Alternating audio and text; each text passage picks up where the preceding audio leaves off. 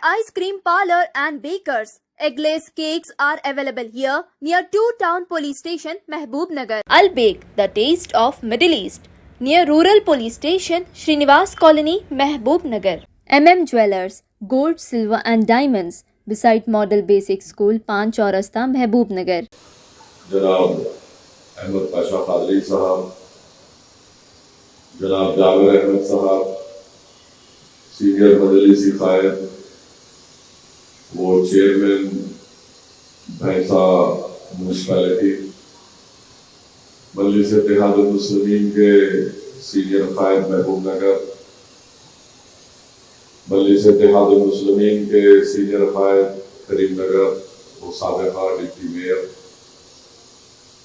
نظام آباد سے تشریف لائے مجلس کے صدر، عادل آباد کے نرمل کے صدر صاحب، ظہیر آباد، سنگاریڈی، سداسی پیٹ اور مختلف اضلاع سے تشریف لائے مجلس اتحاد المسلمین کے صدر معتمدین، اراکین بلدیہ، سابقہ اراکین بلدیہ، سابقہ صدر اور ناگپور سے تشریف لائے ہمارے شکیل صاحب، معزز حاضرین اکرام، آپ تمام سے یہی گزارش ہے جس کا ذکر ابھی احمد پاشا قادری صاحب نے کیا کہ آنے والے وقت میں سرپنچ کے انتخابات ہونے جا رہے ہیں، تو میری آپ سے گزارش ہے کہ جہاں تک ممکن ہو سکے ہم کو اس انتخابات میں حصہ لینا ہے۔ ماضی میں بھی ہم نے بہت سے مقامات پر مجلس کی طرف سے ہم نے اپنے امیدواروں کو کھڑا کیا، ابھی بھی ہماری ذمہ داری ہے کہ آپ اس انتخابات کی تیاری کریں۔ اور جیسا کہ جابر صاحب نے کہا کہ بلدیہ کے انتخابات آ رہے ہیں اور مجھے اس بات سے کوئی اعتراض نہیں ہے کہ آپ اپنی سطح پر امیدواروں کا آپ ایک لسٹ بنائیے، آپ ان امیدواروں سے ان کے بارے میں معلوم کریے اور پھر آپ دارالسلام کو مجھے یا شریک معتمد امید صاحب احمد پاشا قادری صاحب کو روانہ کریے۔ بہرحال اس کے لیے تیاری ابھی سے شروع کریے۔ اور تیسری بات یہ ہے کہ عوامی مسئلوں کے اوپر میری خاص طور سے مجلس کے ضلع صدر سے یا اس کے شہر کے صدر سے میری یہ گزارش ہے کہ آپ کے لیے ضروری ہے کہ آپ میڈیا میں ان تمام چیزوں کو کے اوپر بولتے رہیے، اپنا رد عمل دیتے رہیے، اور جب رد عمل آپ دیں گے تو کوئی ایسی متنازع بات مت کہیے، اور اگر کوئی مجلس کی مخالفت میں بولتا ہے تو آپ اس کی بھی مذمت کریے اور جماعت کا اپنے موقف کو عوام کے سامنے رکھیے۔ صرف ایک ویڈیو بنا کر ڈال دینے سے نہیں ہوتا، میڈیا سے بات کریے۔ آپ کے الحمدللہ مجلس کی طرف سے اگر آپ میڈیا کی پریس کانفرنس کریں گے تو میڈیا آئے گا، آپ سے سوالات ہوں گے، آپ اس کا جواب بھی دیجیے اور اپنی بات بھی رکھیے۔ چوتھی بات یہ ہے کہ آپ جانتے ہیں کہ ہمارے ملک میں بی جے پی کی فرقہ پرست حکومت برسر اقتدار ہے اور انہوں نے ایک وقف بل کو پارلیمنٹ میں پیش کیا اور اس وقف بل کے ذریعے سے حکومت یہ چاہتی ہے، نریندر موڈی یہ چاہتے ہیں کہ ہمارے وقف کی جائیدادوں کو ہم سے چھین لیا جائے، اور آپ اور ہم جانتے ہیں کہ وقف کی جتنی جائیدادیں ہیں یہ پرائیویٹ پراپرٹی ہے، حکومت کی پراپرٹی نہیں ہے، نہ حکومت نے یہ تمام جائیدادیں ہم کو دی ہیں۔ ہمارے بزرگوں نے، ہمارے آباء و اجداد نے، ہمارے پرانے حکمرانوں نے ان جائیدادوں کو مسلمانوں کے لیے وقف کیا، اور جب ایک جائیداد وقف ہو جاتی ہے تو اس کا مالک صرف اللہ سبحانہ و تعالیٰ ہوتا ہے۔ واقف اگر بولتا ہے کہ میں یہ یتیم خانہ بولیے یا پھر مسجد یا کوئی بھی چیز ہو، تو جیسا ہی وہ وقف کرتا ہے واقف کا اثر اس سے ختم ہو جاتا ہے اور اللہ سبحانہ و تعالیٰ اس کا مالک ہوتا ہے۔ اب یہ کوشش کی جا رہی ہے اس بل کے ذریعے کہ وقف بائی یوزر کو ختم کر دو. اور وقف بائی یوزر کا مطلب یہ ہے کہ اگر آپ کسی جگہ پر برسوں سے اس کو استعمال کر رہے ہیں کسی مذہبی تقریب کے لیے یا مذہبی رسومات کے لیے تو وہ وقف بائی یوزر ہو جاتی ہے. اب بار بار بی جے پی کے لوگ بولتے ہیں ارے یہ کیسا بھائی آپ نماز پڑھ لیے تو وقف ہو جاتی کیا؟ یہی قانون ہندو انڈومنٹ بورڈ میں ہے. وہ کیا بولتا ہے کہ اگر کوئی ہندو کسٹم اور یوسیج سے اس جگہ پر اپنی مذہبی عبادت کرتا ہے تو وہ بھی ہندو انڈومنٹ بورڈ کی پراپرٹی ہوتی ہے. تو جتنے 95 یا 2013 کا قانون ہے تقریباً وہی پروویژن ہر ریاست کے ہندو انڈومنٹ بورڈ میں ہے. فرق صرف اتنا ہے کہ جتنے ہندو انڈومنٹ بورڈ کے قانون ہیں وہ ریاستی سطح پر بنائے گئے. وقف کا قانون مرکزی حکومت بنا دی. کنکرنٹ لسٹ میں یہ دونوں قانون ہیں. قانون بنا سکتے یا تو مرکزی حکومت بنائے یا پھر ریاست حکومت بنائے. ہندو انڈومنٹ بورڈ کا ریاستی سطح پر یہ قوانین بنائے گئے. تو میری آپ سے گزارش ہے کہ بار بار اس کے بارے میں لوگوں کو باخبر کریے, شعور بیدار کریے کہ اگر خدا نخواستہ یہ بل اگر قانون بنے گا تو اس سے نہ کوئی مسجد بچے گی, نہ کوئی خانقاہ بچے گی, نہ کوئی قبرستان بچے گا, نہ کوئی زمین بچے گی. اور پھر بار بار یہ بولتے ہیں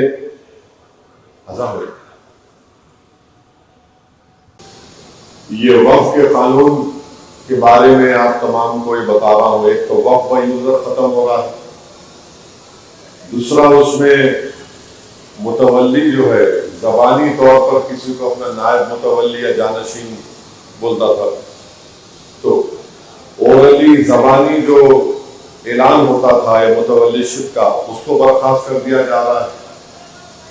اور وہ کیوں کیا جا رہا ہے کہ جب متولی صاحب کا انتقال ہو جائے گا, سب کو جانا ہے دنیا سے, تو حکومت یہ چاہتی ہے کہ آپ متولی کیسے بنیں گے, آپ کے جائیداد کے پاس کیا رجسٹرڈ ڈاکومنٹ ہے بتاؤ آپ.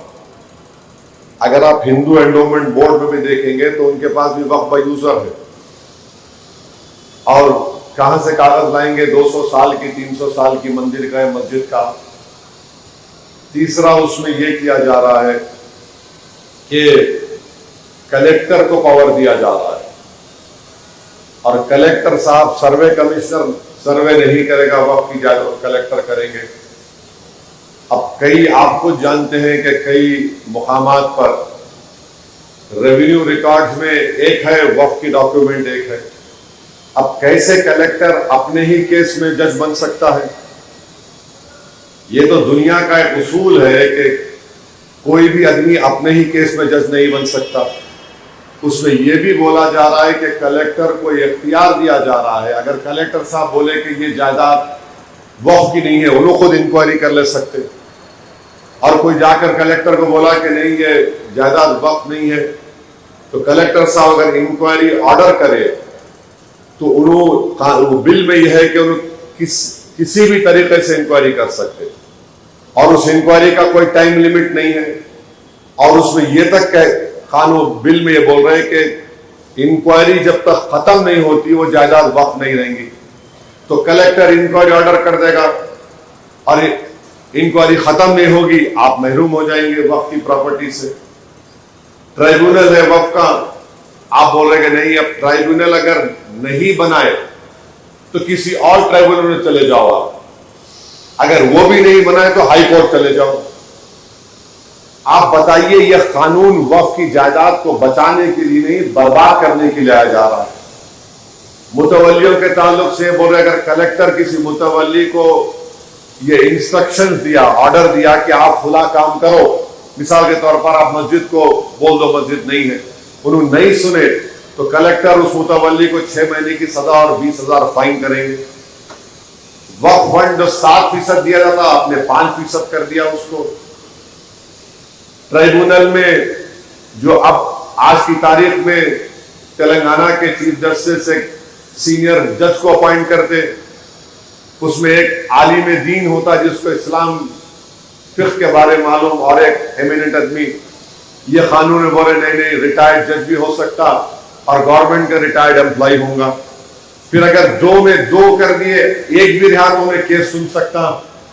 آپ بتائیے, وقف کو بچانے کے لیے بل نہیں بنایا جا رہا, وقف کو ختم کرنے کے لیے قانون بنایا جا رہا ہے. آپ بول رہے ہیں کہ اگر یہ قانون بننے سے پہلے اور بننے کے بعد جتنی بھی وقف کی پراپرٹیز ہے ان کو آپ کو دوبارہ رجسٹر کرنا پڑے گا وقف بورڈ میں, اور آپ کو رجسٹر اس وقت ہوگی جب رجسٹر ڈیڈ لے کر آئیں گے. نظام آباد ہو, عادل آباد ہو, محبوب نگر ہو, نرمل ہو, کریم نگر ہو, سنگا ریڈی ہو, ظہیر آباد ہو, نلگنڈا ہو, سرپور کاغذ نگر ہو, کہاں سے لیں گے آپ 200 سال کا اپنا ریکارڈ؟ تو یہ وقف کو بچانے کے لیے مودی قانون نہیں لا رہے. تو اسی لیے میری آپ سے اپیل ہے کہ آپ علماء کرام کو اپنے ساتھ لے کر مساجد میں بار بار ذکر کرائیے, ہر جمعے کی نماز میں لوگوں میں ایک شعور کو بیدار کریے. یاد رکھیے, ایک بابری مسجد کو سپریم کورٹ کا فیصلہ پڑھیے. سپریم کورٹ کیا بول دیا کہ مسجد میں مسلمان نماز نہیں پڑھ رہے تھے تو وقف با یوزر نہیں ہے. کئی ججمنٹ کو آپ پڑھو, ججمنٹ میں سپریم کورٹ کے وقف با یوزر کا ذکر کر دیا. تو یہ قانون بنانا چاہتے کہ مسجد کو روک دو نماز پڑھنا اور وقف با یوزر کرو. آثار قدیمہ یہ بول رہا ہے کہ جتنے پروٹیکٹڈ مانیومنٹ آثار قدیمہ ہیں جو وقف کی جائیداد کی, اور بولے نہیں وقف نہیں رہنا, ہم اس کے مالک رہنا. مثال کے طور پر حضرت سلیم چشتی کی درگاہ ہے, وہ جو دروازہ ہے خالی, وہ دروازہ آثار قدیمہ دیکھتی ہے. جونپور میں ایک مسجد ہے جس کے متولی ہمارے ملک کے ایک بہت بڑی مذہبی تنظیم کے عالم دین دارالعلوم دیوبند کے پڑھانے والے استاد محترم اس کے متولی ہے. آپ بولے نہیں وہ نہیں ہو سکتا, ہم کو دے دو. تو یہ قانون صرف وقف کی جائیدادوں کو چھیننے کے لیے مسلمانوں سے. اور ایک بات یاد رکھیے, وقف جو ہوتا ہے وہ قسم کی عبادت ہے. علماء کرام کی زبانوں سے میں نے سنا کہ ایک تو آپ نماز پڑھتے, زکوٰۃ دیتے, قربانیاں دیتے, یہ وقف بھی ایک قسم کی عبادت ہے. اور اگر ہم کو اپنی عبادت سے محروم کر دیا جائے گا تو کیسے ہوگا بتائیے آپ. یہ قانون میں لکھ رہے کہ اگر کوئی چوری سے وقف کی جائیداد بیچتا ہے, موجودہ قانون میں 2 سال کی سزا ہے, نان بیلیبل ہے. مودی بول رہے نہیں, قید بامشقت نہیں, سمپل امپریزنمنٹ, بیلیبل ہو جائے گا. ارے وقف کو کہاں بچا رہے پھر آپ چوروں سے؟ جو لوگ قابض ہیں, قانون ہے, لمیٹیشن ایکٹ ہے, اگر کوئی 12 سال سے آپ کی جائیداد پر قابض ہے تو لمیٹیشن ایکٹ کے تحت وہ مالک بن سکتا. مودی بول رہے نہیں یہ قانون وقف پہ لگاؤں گا. ارے ہندو انڈومنٹ بورڈ میں بھی تو وہی قانون ہے کہ لمیٹیشن کا قانون وہاں پہ اپلائی نہیں ہوتا, تو یہاں پہ کیسے ہونا بتاؤ ہم کو. کوئی بھی قابض ہوگا, مندر کی مٹ کی زمین مندر کی رہے گی, مگر آپ بول رہے نہیں وقف پہ نکال دیں گے. تو یہ عوام کو بتانا بہت ضروری ہے. یاد رکھیے, یہ مسئلہ کوئی مسلک کا مسئلہ نہیں ہے, یہ مسئلہ کوئی فرقوں کا مسئلہ نہیں ہے, مسئلہ اسلام سے, شریعت سے اس کا تعلق ہے. اگر ہم اس کو ذرا کوتاہی سے لیں گے تو پھر نہیں معلوم کیا کیا ہونے والا ہے. کاشی متھرا مسجد کے پیچھے پڑ گئے. کاشی کی مسجد ہے, اس کے تہہ خانے میں آئے, اجازت مل گئی آپ کو عبادت کرنے کی, اوپر آپ نماز پڑھ رہے, نیچے عبادت ہو رہی ہے. لیکن بتائیے پھر کیا ہوگا؟ ایسے کئی چیزیں ہیں. تو اسی لیے اس بل کے خلاف آپ کو عوام میں شعور بیدار کرنا ضروری ہے. الحمدللہ QR کوڈ کے ذریعے آپ تمام نے اپنی مخالفت کا اظہار کیا ہے, مگر آپ اپنے اپنے علاقوں کے ہر جمعے کی خطبے سے پہلے اس کے بارے میں بولا جائے, اس کے بل کے خلاف دعائیں ہوں. عوام میں ایک شعور کو بیدار کرنے کی ضرورت ہے.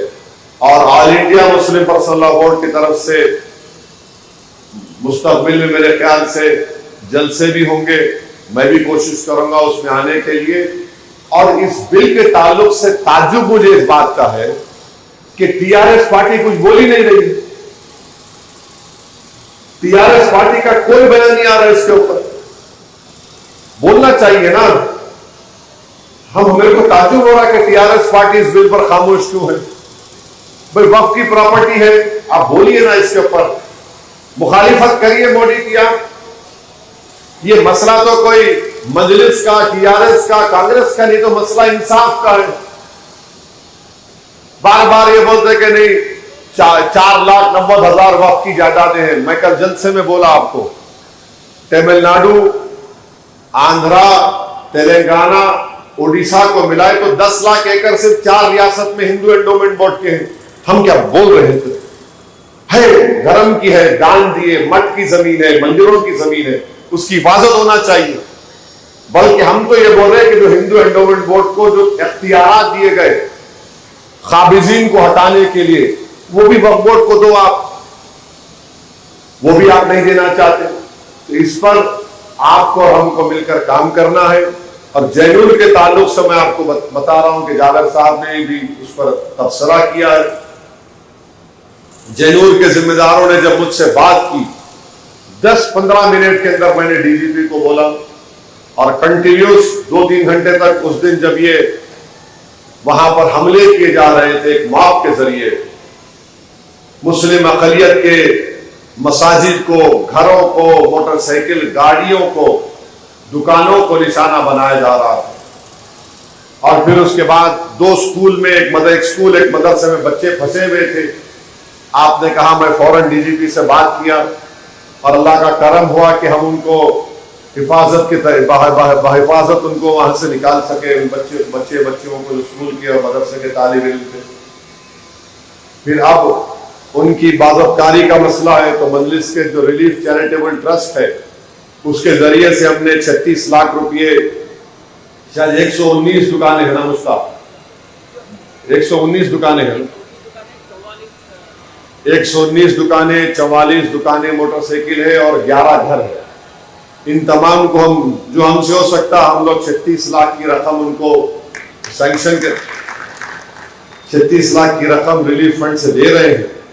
اور ہم نے پورے متاثرین کا نام, ان کا بینک کا اکاؤنٹ نمبر منگا کر ڈائریکٹ اس میں ٹرانسفر کر, تاکہ ان کو بھی معلوم ہو جائے کہ ان کو راست ان کے اکاؤنٹ میں جا رہا ہے. تو اب تک شاید ہم لوگ 30 لاکھ جمع کریں, 1-2-3 دن کے اندر وہ بھی ہو جائے گا. پروگرام کے تحت یہ تھا کہ کل مبین صاحب اور ریاض الاسد افندی MLC صاحب جا کر وہاں پر یہ فوڈ ریشن کٹ بانٹیں گے 1000 کے قریب, مگر وہاں کے ایس پی نے اجازت نہیں دی. انہوں نے کہا کہ کل بند منایا جا رہا تھا, یا آج بند منا رہے وہاں پر. تو بہرحال جو آج ہے تو ٹھیک ہے, ہم 1-2 دن کے بعد پھر یہ لوگ جائیں گے.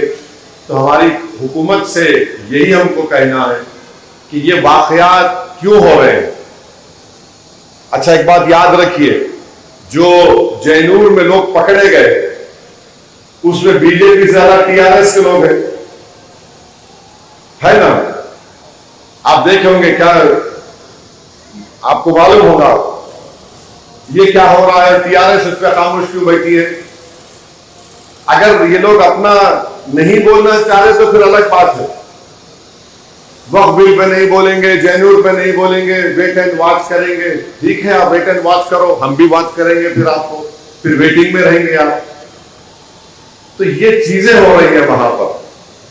تو حکومت کا کام یہ ہے کہ وہ, میں بار بار چیف منسٹر کو, ہم پرسوں خالد سیف اللہ رحمانی صاحب کی کتاب کا رسم اجرا ہوا, اس کے بعد مولانا شاہ جمال الرحمان صاحب کے ان کے تمام جو ذمہ داران ہیں, ان کے جو متحدین ہیں یا ان کے شاگرد ہیں, وہ 6 رکنی ممبر آئے تھے. میں سی ایم کو بولا کہ بیٹھیے, آفس میں بیٹھے. ریونت ریڈی میں شکریہ ادا کروں گا, وقت دیے, پورا بیٹھ کر ان سے ہم پورا بات کیے, یہ ہے, یہ چیز ہو رہی, یہ چیز ہو رہی, اور اس کو کرنا چاہیے. تو ریونت ریڈی بھی بولے کہ میں ایک آئی جی کو وہیں بٹھا کے رکھا, additional D G Mahesh Bhagwat کو بھیجایا ہوں.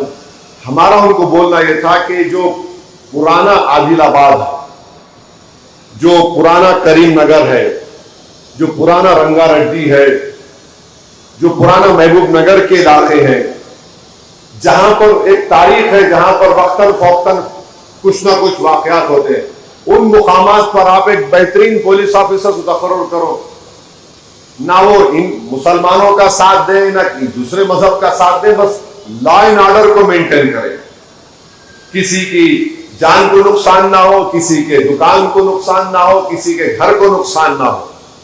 اب ہر کوئی ایک موب کو لے کر آ کر دکانوں کو جلائیں گا, مسجد پہ حملہ کریں گا, یہ ٹھیک نہیں ہے نا. یہ تو حکومت کا اقبال متاثر ہوتا ہے اس سے, اور اس کے پولیس کے تعلق سے لوگوں میں اعتماد کم ہو جاتا ہے کہ بھائی پولیس کی موجودگی میں سب ہو رہا ہے. تو S P, additional S P, D Y S P, inspector, اچھے لوگوں کا اگر تقرر حکومت کرے گی, کوئی بھی پاور میں رہو, مگر عوام کو تکلیف نہیں ہونا چاہیے. اب آپ اندازہ لگائیے کہ ایک وہاں پر کپڑوں کی دکان ہے جیلور میں, پوری دکان 3.5-4 کروڑ کی برباد ہو گئی. وہ آدمی روڈ پہ آ گیا, گھر میں نقصان, مسجدوں پہ نقصان. اچھا حیرت انگیز بات یہ جینور میں کہ مسجد میں حملہ کرے تو پہلے جا کر کیا کرے, وہ جو کیا بولتے سی سی ٹی وی کا وہ رہتا نا ڈبہ, ڈی وی آر لے کے بھاگ رہے یہ ظالم لوگ. میں نے ان کو معلوم ہو لے کے بھاگ گئے تو ہمارا ریکارڈنگ نہیں آئیں گی.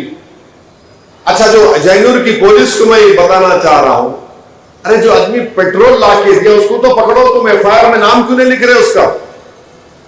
اگر 110 گھروں پر حملہ ہوا ہے تو 110 ایف آئی آر ایشو ہونا وہاں پہ. 11 گھر کو نقصان ہو تو 11 گھر کے ایف آئی آر ایشو ہونا.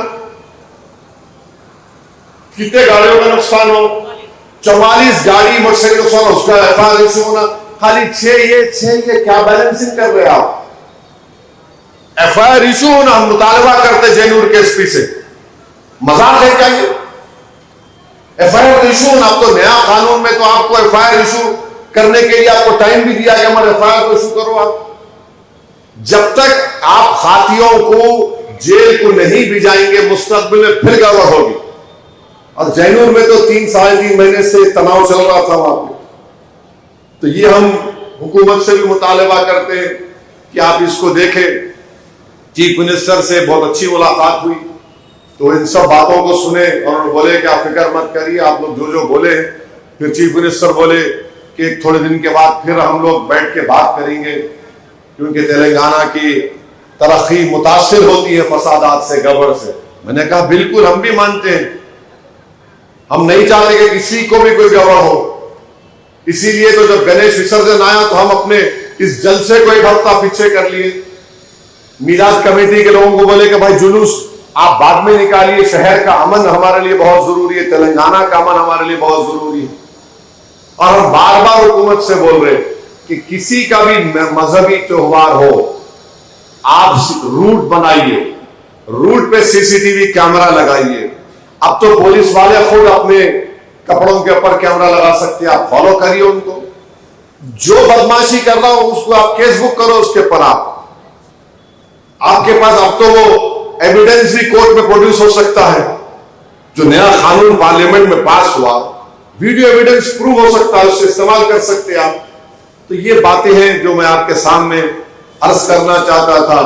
بہرحال آنے والے دنوں میں سرپنچ کا الیکشن ہے, پھر چند مہینوں کے بعد بلدیہ کے انتخابات ہوں گے.